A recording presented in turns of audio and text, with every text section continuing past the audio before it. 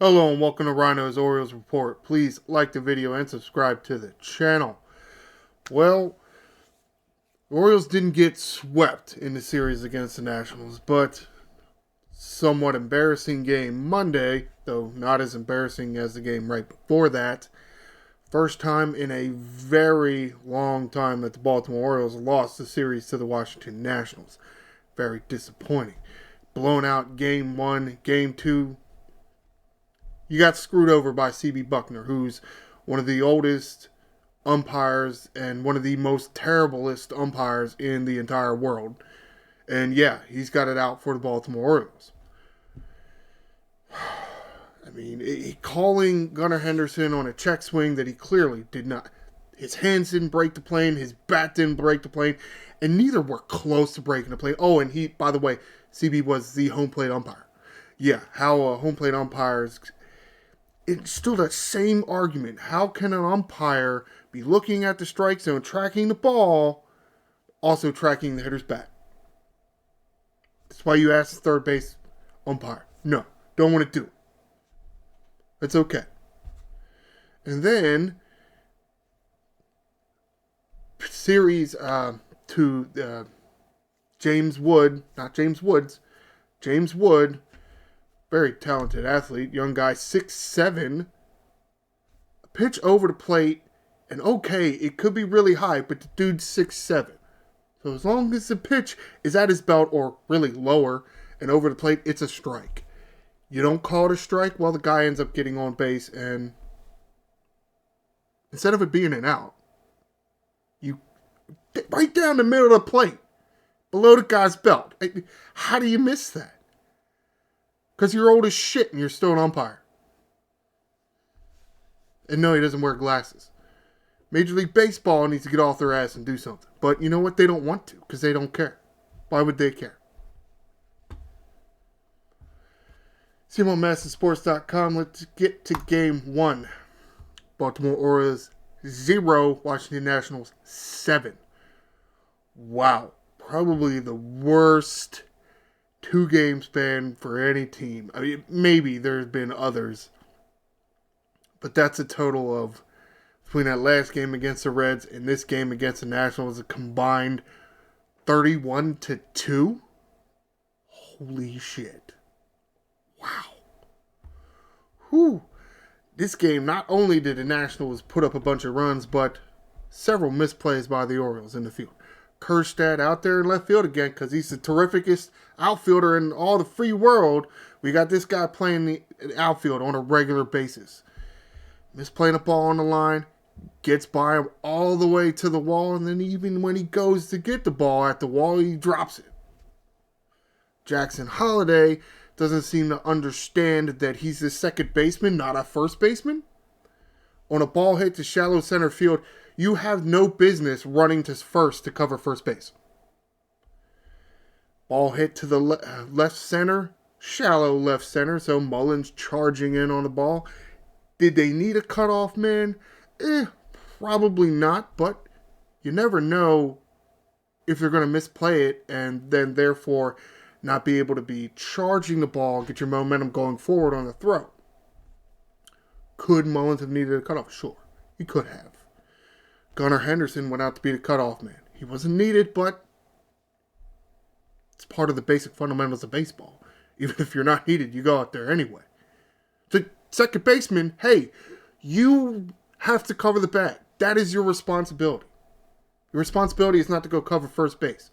It's because Ryan Mountcastle, all first basemen in general, when there is a runner on and there could be a possible play at the plate, ball hit to the outfield, the first baseman moves towards the middle of the infield in order to, let's say, redirect the ball maybe to home plate, or let's say cut it off and throw to second or third or whatever to stop a runner from advancing a base. Very typical play. Usually who's covering the bag? The second baseman. The second baseman doesn't run to first and cover first. Who cares? It's not that you don't care about the runner. You don't care about covering the base. You know how you keep that base runner from moving up? You're the guy that hit the ball. You stand on second base. Ryan Mountcastle has an opportunity to intercept the ball and throw it to second base. That's how you keep the guy from moving up. You don't keep him moving up by going to run to first base to cover first base. And oh, by the way, if the guy has already rounded first base and is, we'll say halfway between first and second, now is not the time to go cover first base. Now is the time to go cover second base. How do you know? I know this. I'm not a Major League Baseball player. I don't get paid to play second base for a professional sports team. Jackson Holliday does. He should know this. And you know what? His coaches should have told him this.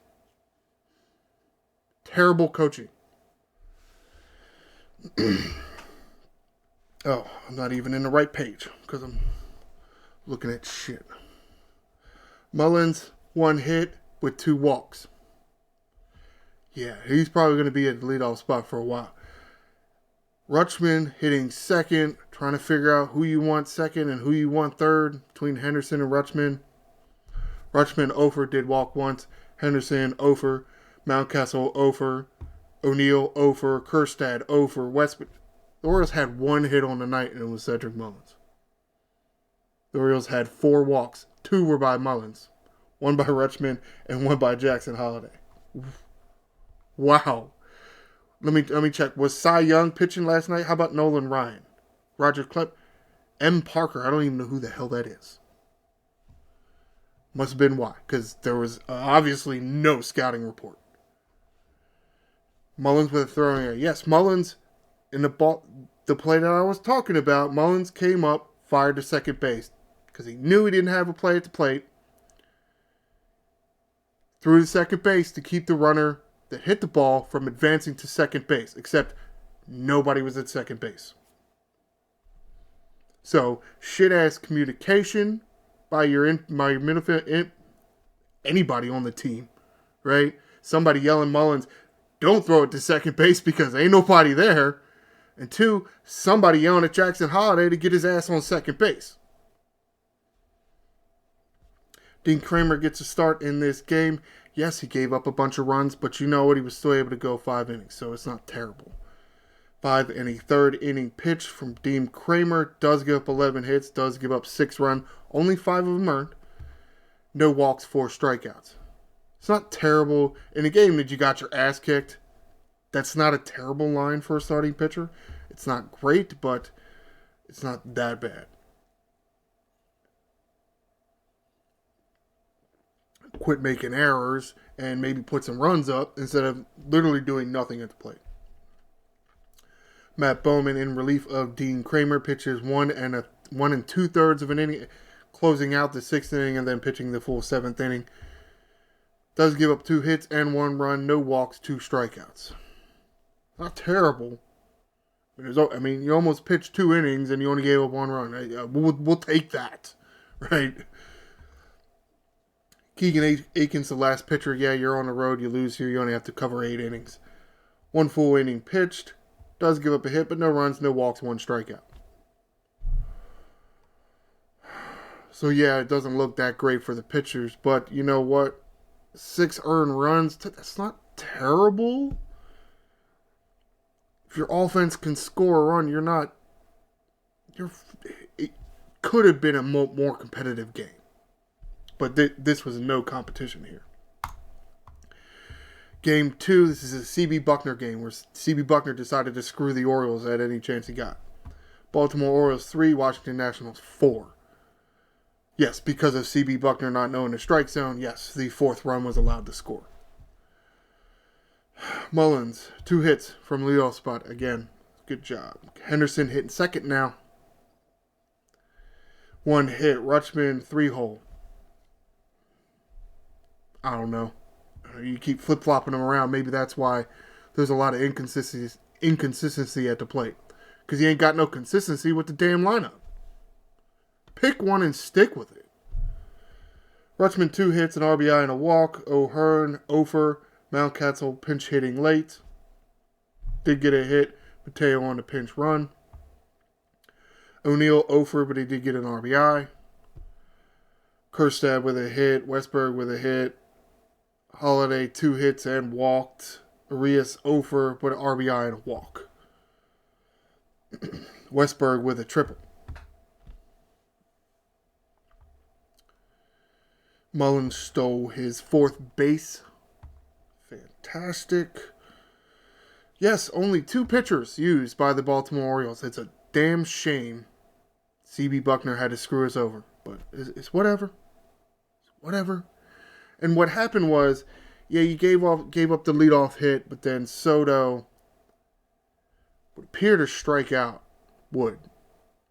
But no. The bat continued. Wood ended up getting back in the count. It was a 2-2 count.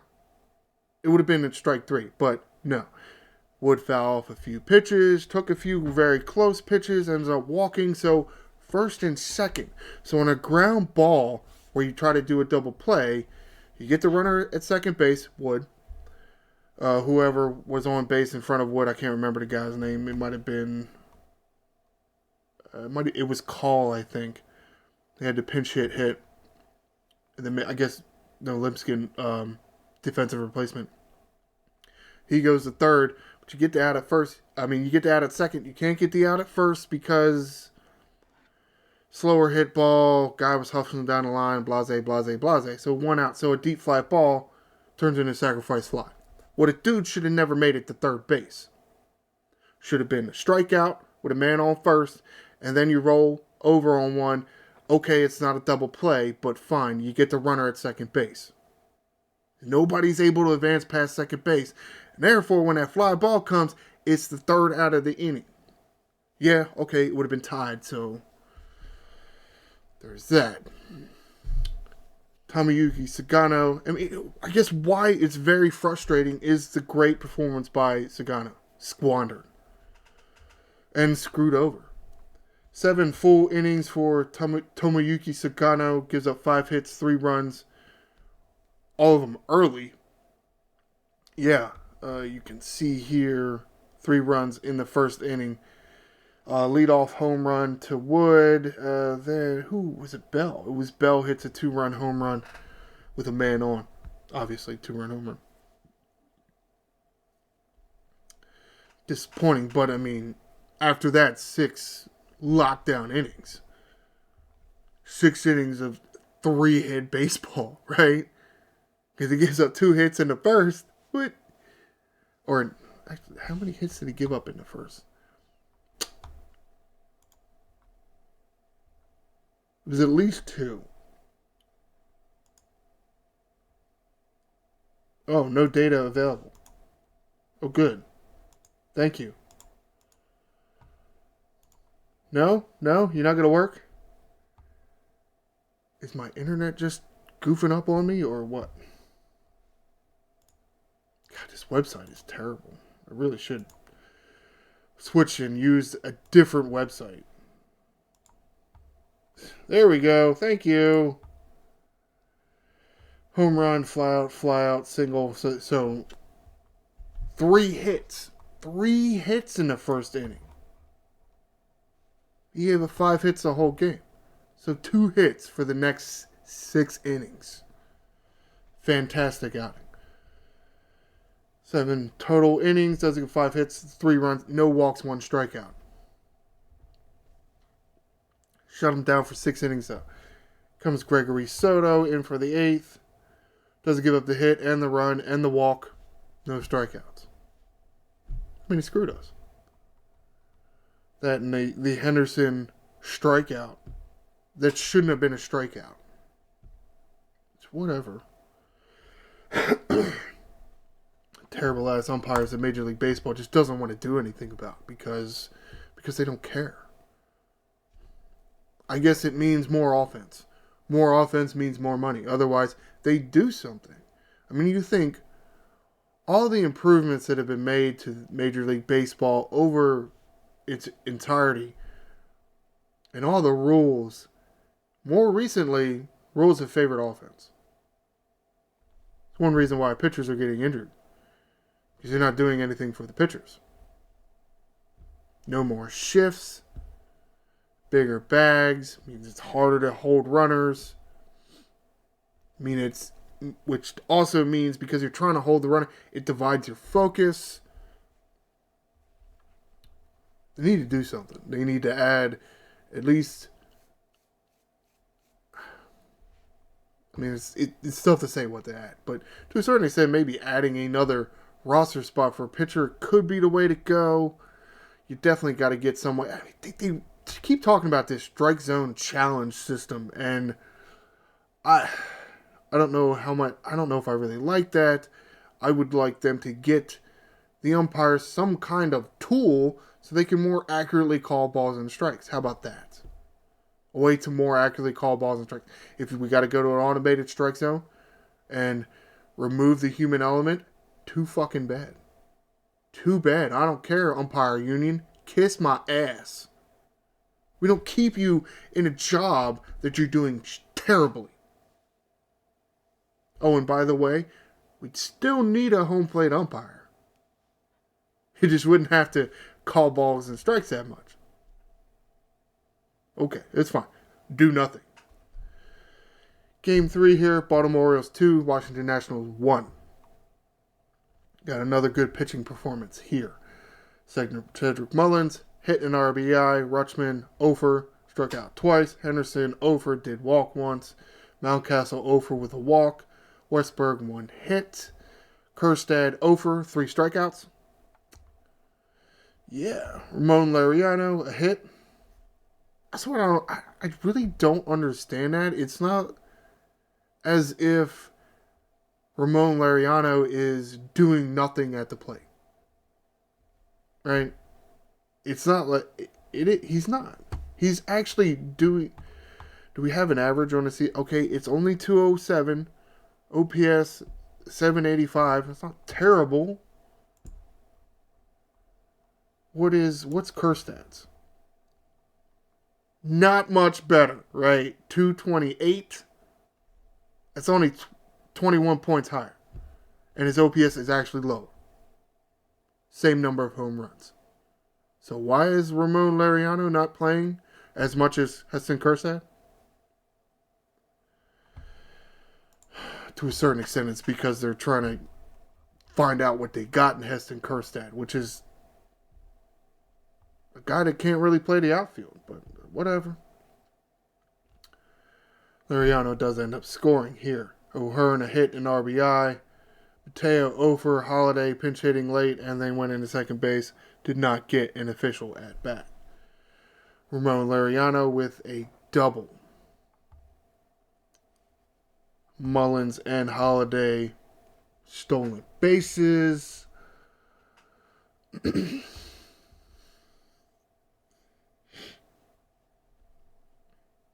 Right. Yeah. Laureano with the double, or her knocks him in lefty-lefty, which is surprising that he didn't get pinch hit, but whatever. And then Mullins ends up knocking in O'Hearn. It all happened in the 5th inning there. Henderson throwing error, but it was inconsequential. Cade Povich getting the start in this game. He only threw 87 pitches. Somewhat surprising that he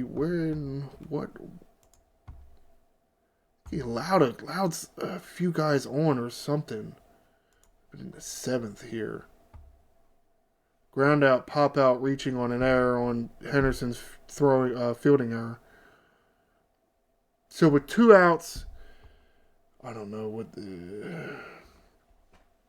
he didn't let Cade Povich face Dylan Cruz here, which is fine. I mean, you would have loved Povich to go 7, but at the same time, with Sagano and only Sagano and Soto pitching the night before, you had a relatively fresh bullpen. So, being that you're in the 7th inning, you're not taxing your bullpen. You might as well get some of these guys in there because some of these guys haven't pitched in a while. Because Sunday's game was a blowout. Tuesday's game was a blowout. Cade Povich does get his first win on the year. 6 2/3 of an inning, gives up 4 hits, 1 run, 1 walk, 5 strikeouts. And 87 pitches. 60 of them strikes. That's, not CB Buckner behind the plate. Yanier Cano called in to get Mr. Cruz, and he does just that. Did it ground out? Yeah, grounds out. And that would be his only out, closing out the 7th inning. Going right back to Gregory Soto for the 8th inning.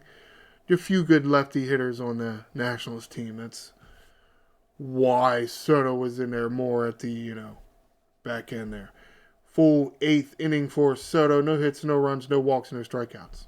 There you go. Did all that in 13 pitches. Very nice. Felix Bautista in for his third save. Pitching the full ninth inning, gives up the one hit, but no runs, no walks, one strikeout. That one hit didn't make it out of the infield grass. Very weak ground ball to the first base side of the mound. And yeah, you think Bautista falling off that way, he'd be okay to get it, but it was a ground ball, and when you're 6'8", 6'7", reaching all the way to the ground isn't the greatest thing. And you got him running out there.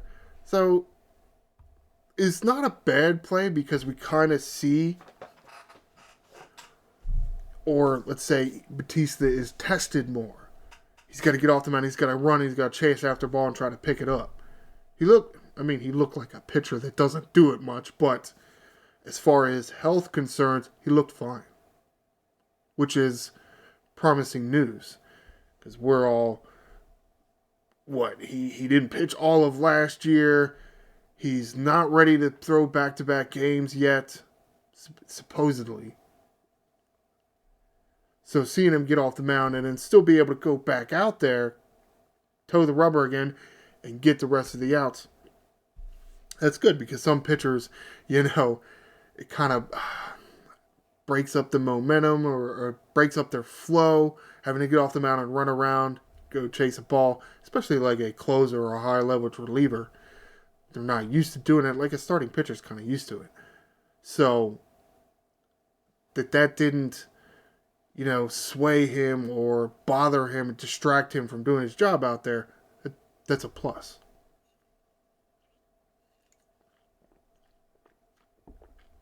Does throw 19 pitches, though, which I guess isn't terrible, but he's most likely not available for tonight's game. If it had been down to, 14 or 15, maybe. But who knows? Maybe he's finally ready for back-to-back games. I don't know. All right, let's get to some of these articles. This article right here, written by Rock Kabatko, Mr. Poteet, Colin Poteet, Cody Poteet. He was a guy that was brought up when Brendan Young was... Is it Brandon or Brendan? Where is... Brandon Young, he started, I don't know, whatever the hell game that was. The Red Series is, needing to have more arms in the bullpen. Petit brought up, Young sent back down. Now, of course, Petit, another lat strain or something, shoulder inflammation. Another pitcher injured. Of course, who knows if they're not just fudging this, because since Young was only sent down, 4 days ago, or I guess at this point, so this was the 22nd that he wrote this, so 3 days ago, so Young only had been sent down for 2 days. He can't come right back without an injury, and the Orioles need a fifth starter tonight, so, because apparently Kyle Gibson still isn't ready. Can't be doing any worse than any of these other idiots, but whatever. So, I think this is probably fudged, but who knows at the rate some of these pitchers are getting injured. So, Poteet down, Brandon Young back up here to be the fifth starter.